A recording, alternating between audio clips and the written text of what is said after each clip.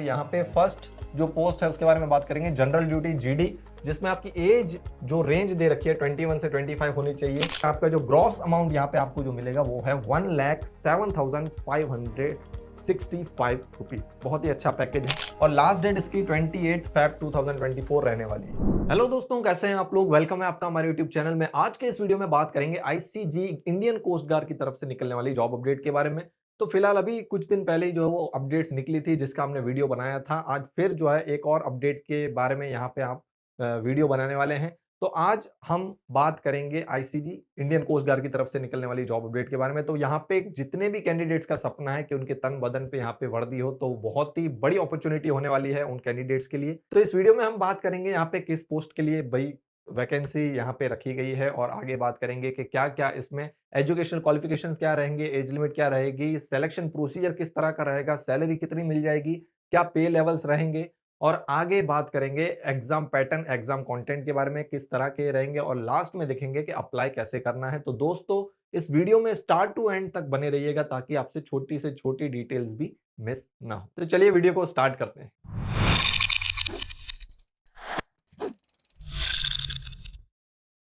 तो आईसीजी में जो आपको यहाँ पे जो पोस्ट देखने को मिल जाएगी वो है असिस्टेंट कमांडेंट जनरल ड्यूटी, और दूसरी है यहाँ पे technical engineering and electrical electronics के लिए for batch 2025। Application will be accepted online. तो यहाँ पे खाली आपको ऑनलाइन अप्लाई करना है। अब कब से? तो इसकी 15 Feb से स्टार्ट हो जाएगी और लास्ट डेट इसकी 28 Feb 2024 रहने वाली है। ओके, अब यहाँ पे ये इसकी ऑफिशियल लिंक है, यहाँ पे जाके आप पूरा जो इसका नोटिफिकेशन है वो यहाँ पे रीड कर सकते हैं। ओके, तो join Indian coast guard .cdac.in पे आपको जाना है। तो वहां पे जाके आपको इसकी पूरी जो नोटिफिकेशन है वो आपको यहाँ पे मिल जाएगी, और अगर आपको अप्लाई भी करना है तो वहां से डायरेक्ट आप अप्लाई कर सकते हो।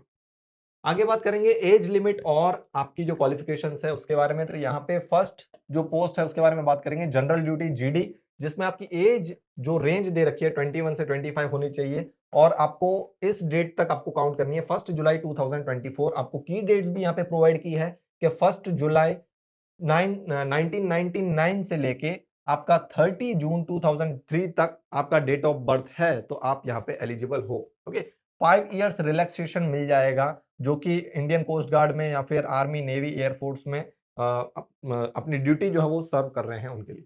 एजुकेशनल क्वालिफिकेशन की बात करें कि should hold a degree of recognised university with minimum 60% aggregate marks. तो आपका यहाँ पे अगर ग्रेजुएशन है, ओके, तो उसमें आपके मिनिमम 60% मार्क्स आपके होने चाहिए, तो आप यहाँ पे एलिजिबल हो। अब सेकंड कंडीशन है यहाँ पे कि मैथमेटिक्स एंड फिजिक्स जो है वो आपके सब्जेक्ट होने चाहिए इंटरमीडिएट में, यानी जो क्लास 12 आपने किया होगा उसमें आपके मैथ्स और फिजिक्स होने चाहिए। अब आपका यहाँ पे पैटर्न दे रखा है, और दूसरा कि क्लास 12 के बाद जो पैटर्न है 10+2+3 स्कीम में आपका एजुकेशन होना चाहिए विद मिनिमम यहाँ पे 55% aggregate marks in mathematics and physics. तो आपके मैथमेटिक्स और फिजिक्स में यहाँ पे आपके 55% मार्क्स होने चाहिए। ओके, नेक्स्ट बात करेंगे हमारी सेकंड के बारे में। सेकंड जो पोस्ट है टेक्निकल मैकेनिकल में। ओके, तो 21 से 25 इसमें भी जो आपका जो एज लिमिट है वो सेम रहेगी। ओके, मेल कैंडिडेट्स के लिए है, वो भी मेल कैंडिडेट्स के लिए थी। Should have an engineering degree. अब आप मैकेनिकल के लिए कर रहे हैं तो यहाँ पे आपको मैकेनिकल की डिग्री चाहिए। University degree of recognised university in naval architecture और मैकेनिकल और मरीन और automotive mechatronics, industrial and production, metallurgy, design और एरोनॉटिकल और एरोस्पेस, इन सब में अगर आपकी किसी ना किसी में, इनमें से किसी एक में अगर आपने डिग्री की है, ओके, ग्रेजुएशन किया है, तो आपको यहाँ पे मिनिमम 60% आपको चाहिए एग्रीगेट मार्क्स इसमें एलिजिबल होने के लिए। दूसरा यहाँ पे ऑप्शन दे रखा है कि इक्विवेलेंट क्वालिफिकेशन होना चाहिए किसी भी डिसिप्लिन में recognized by the institutes of the engineers, तो as exempted from section A and B and their associate membership examination, AIME जिसको बोला जाता है। आगे थर्ड पोस्ट टेक्निकल इलेक्ट्रिकल और इलेक्ट्रॉनिक्स के लिए, तो उसमें भी जो एज लिमिट है वो सेम है। ओके, अब यहाँ पे मेल कैंडिडेट्स के लिए ये है should hold an engineering degree of, अगर आप यहाँ पे इलेक्ट्रिकल के लिए या इलेक्ट्रॉनिक्स के लिए अप्लाई कर रहे हो तो यहाँ पे आपकी डिग्री होनी चाहिए, ग्रेजुएशन आपका होना चाहिए electrical, electronics, telecommunication, instrumentation and control, electronics and communication, power engineering, power electronics with minimum 60% aggregate marks. Okay, और यहाँ पे जो उधर सेम कंडीशन रखी गई थी यहाँ पे वही सेम कंडीशन ऑप्शन में आपको दे रखी है।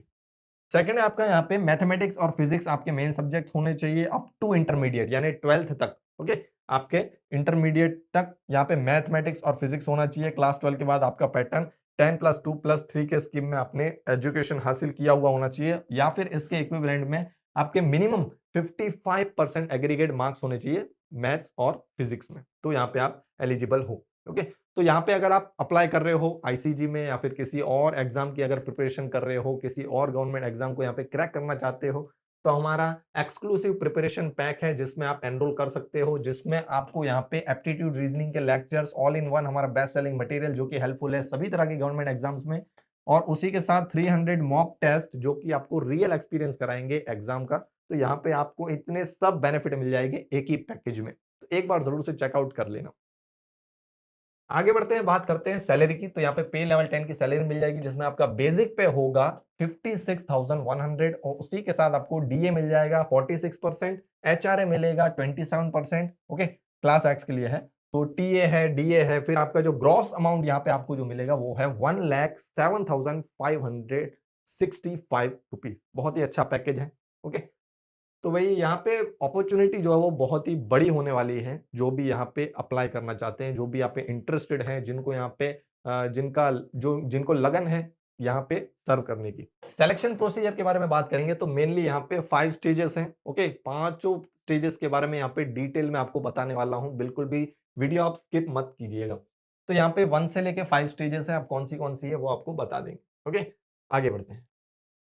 पांचों स्टेजेस को आपको जो है वो कंपलसरी आपको यहाँ पे क्वालिफाई करना है। फर्स्ट स्टेज की बात करें, stage 1 CGCAT, all candidates for all branches shall appear in computer based online screening test रहेगा जिसे कहा गया है CGCAT। Okay, the test will be conducted in designated centres located in all over India. Okay, तो कुछ centres होंगे, all over India में centres हैं इसके, तो वहां पे ये कंडक्ट कराया जाएगा exam. The test comprise of 100 multiple choice question, 100 MCQ objective type questions रहेंगे जो कि कैरी करेंगे। हर एक क्वेश्चन यहाँ पे 4 मार्क का होगा, और अगर आपने इनकरेक्ट आंसर देते हो तो आपका 1 मार्क जो है यहाँ पे डिडक्ट हो जाएगा। Okay, as a penalty. तो रॉन्ग आंसर का यहाँ पे जो है, यहाँ पे 1 मार्क्स जो है वो डिडक्ट हो जाएगा। The duration of the test will be of 2 hours and medium of test paper will be English. तो यहाँ पे 2 घंटे मिलेंगे आपको इसके लिए। तो 400 मार्क का आपका पेपर हो गया, जिसमें आपका एक क्वेश्चन 1 मार्क का है, जिसमें 100 क्वेश्चन आएंगे। सॉरी, एक क्वेश्चन यहाँ पे 4 मार्क का रहेगा, और एक अगर आप रॉन्ग आंसर देते हो तो उसका 1 मार्क यहाँ पे डिडक्ट होगा एज अ पेनल्टी। अब यहाँ पे आपको पूरा पैटर्न बता दूंगा कि इंग्लिश रहेगा, रीजनिंग और न्यूमेरिकल एबिलिटी रहेगी, general GS and mathematical aptitude रहेगा, जीके भी यहाँ पे रहेगा। चारों सब्जेक्ट जो है वो 20-25 मार्क्स 25-25 मार्क्स के रहेंगे, जिसके लिए आपको ड्यूरेशन 2 आवर्स मिलेगा। बात करेंगे स्टेज 2 की, जो कि है प्रीलिमिनरी सिलेक्शन बोर्ड। ओके, अब इसमें क्या होगा, based on the performance in the stage 1 candidates will B shortlist. अब आपका स्टेज 1 में जैसा भी परफॉर्मेंस रहेगा उसके ही बेसिस पे आपका जो है शॉर्ट लिस्ट किए जाओगे आप for appearing in stage 2 PSB which will be conducted for a day at Noida. Noida, Mumbai, Goa, Chennai, Kolkata जैसे सेंटर्स पे जो है वो होगा, तो वो एक दिन का रहेगा। Candidates are to give their choice for PSB centre at the time of filling of application form. जब भी आप एप्लीकेशन फॉर्म फिल करोगे तो अपना जो अपने चॉइस की सिटी को आप जो है वो आपको यहाँ पे सेलेक्ट करना होगा। Candidates will be screen through computerised cognitive battery test. अब इसमें होगा क्या, CCBT होगा, कंप्यूटराइज कॉग्निटिव बैटरी टेस्ट, और picture perception and discussion test होगा यहाँ पे। ओके, अब यहाँ पे और आपको मैं बता दूं objective type, the CCBT will be in English only and will be of objective type. During PP and DT the candidates are expected to speak and discuss in English, however they are free to speak in Hindi if they wish to do so। तो यहाँ पे जो first test की बात करें CCBT, तो वो आपका इंग्लिश में होगा। ओके, वो आपका वहां पे ऑब्जेक्टिव टाइप क्वेश्चंस रहेंगे। लेकिन PP and DT यानी picture perception and discussion test की बात करें तो यहाँ पे आपको इंग्लिश में जो है वो बात करनी होगी। अगर आपको इंग्लिश नहीं आती है तो आप हिंदी में भी यहाँ पे डिस्कशन जो है वो कर सकते हैं, ये आपकी मर्जी है। अब ये स्टेज 2 है, वो क्वालिफाइंग इन नेचर है, पास या फेल, उसमें कोई मार्क्स जो है वो नहीं जुड़ेंगे final merit list. Third stage है final selection board FSB। The candidates qualifying for stage 3 will be intimated on completion of stage 2 at respective centers. Okay, अब इसमें होगा क्या, तो यहाँ पे आपको दे रखा है the schedule of will stage 3 will be intimated to the candidate on personal login ID. तो आपकी जो पर्सनल लॉगिन आईडी होगी जिससे आप रजिस्टर करोगे, तो वहां पे आपको उसका पता, उसके बारे में जो भी होगी डिटेल्स, वो आपको वहां पे बता दी जाएगी, टाइम, जगह वगैरह सब कुछ। FSB is conducted at the coast guard selection board located at Noida and spends over 5 days। तब ये होगा कहाँ कहाँ पे कंडक्ट किया जाएगा, तो नोएडा, नोएडा में CGSB है वहां पे, और ये करीबन 5 दिन के आसपास ले लेगा। Okay, the candidates are subject to psychological test रहेगा, इसमें ग्रुप टास्क रहेगा, इंटरव्यू रहेगा, पर्सनैलिटी टेस्ट रहेगा। The final selection will be conducted tentatively during July से अक्टूबर के बीच में फाइनल सिलेक्शन आपका हो जाएगा। ओके, ऑल डॉक्यूमेंट्स और आपके जो भी डॉक्यूमेंट्स और सर्टिफिकेट्स रहेंगे इस स्टेज के दौरान आपको वहां पे लाने हैं, क्या करने के लिए, आपको वेरीफाई करने के लिए। डी जो है स्टेज 4 आपका मेडिकल एग्जामिनेशन रहेगा, जो आप सबको अच्छे से पता है मेडिकल एग्जामिनेशन रहेगा। ओके, इसमें खास इतना कुछ होगा नहीं। आगे बात करेंगे इसकी जो लास्ट स्टेज है induction, the candidates who clear stage 4 medical examination भी अगर आपने यहाँ पे क्वालिफाई कर लिया, अब stand in all India merit list, अब ऑल इंडिया की मेरिट लिस्ट बनेगी as per the vacancies available will be provisionally selected for training. तो उसमें से बहुत सारे कैंडिडेट्स को यहाँ पे क्या किया जाएगा, ट्रेनिंग के लिए सेलेक्ट किया जाएगा and will be required to report at INA Ezhimala for naval orientation course. अब उनको कहां पे जाना होगा, INA एजिमला जो है ट्रेनिंग सेंटर, वहां पे for naval orientation course NOC के लिए। Okay, all India merit list will be based on the combined marks of stage 1 and stage 3। Stage 1 और स्टेज 3 में जो आपके जो मार्क्स रहेंगे उनको ही मिला के यहाँ पे मेरिट लिस्ट तैयार होगी ऑल इंडिया की। ओके, और इसमें एक इंस्ट्रक्शन आपको दे रखा है, candidates reporting at INA Ezhimala for training will first undergo photo and biometric verification. तो जैसे ही आप वहां पे ट्रेनिंग पे जाते हो तो आपका फोटो और बायोमेट्रिक वेरिफिकेशन होगा, फिर उसके बाद आपकी ट्रेनिंग जो है, जो भी सेशंस होंगे वो स्टार्ट होंगे वहां पे। मेडिकल स्टैंडर्ड्स की बात करेंगे तो यहाँ पे आपका ये कहाँ पे होगा, तो will undergo medical examination at base hospital Delhi cantt में होगा। ओके, अब इसमें क्या रहेगा, हाइट आपकी देखी जाएगी, तो वो आपको यहाँ पे दे रखी है, वेट आपका जो है वो ±10% जो भी हाइट और आपकी जो एज है उसके प्रोपोर्शन में होना चाहिए, उससे 10% ऊपर नीचे अगर होगा तो एक्सेप्टेबल होगा। चेस्ट है, हियरिंग है, आई साइट है, टैटू जो है वो नहीं होना चाहिए। आप चाहो तो ये पूरा पढ़ सकते हो पॉज करके, चाहो तो आप इस पूरी डिटेल को जो है वो क्या करो, आप स्क्रीनशॉट भी ले सकते हो। ओके, टैटू वगैरह। 15th, how to apply. Okay, apply कैसे करना है, तो application will be accepted only online from, तो मैं आपको रिमाइंड करा दूं 15 फेब से लास्ट डेट इसकी 20 फेब रहेगी। Candidates are to log in, तो आपको इस वेबसाइट पे लॉग इन करना होगा, इंस्ट्रक्शंस को फॉलो करना होगा, रजिस्टर करना होगा अपनी ईमेल आईडी और मोबाइल नंबर से।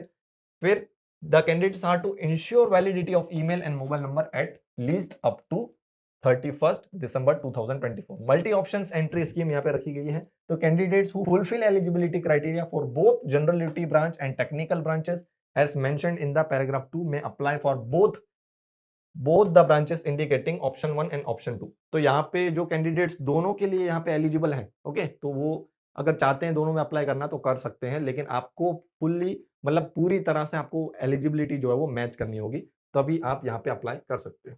ओके, तो ये है। आगे आपका एप्लीकेशन फीस के बारे में बात करेंगे। Examination fees, all candidates except SC/ST candidates who are exempted from payment of fee are required to pay a fee of 300 rupees।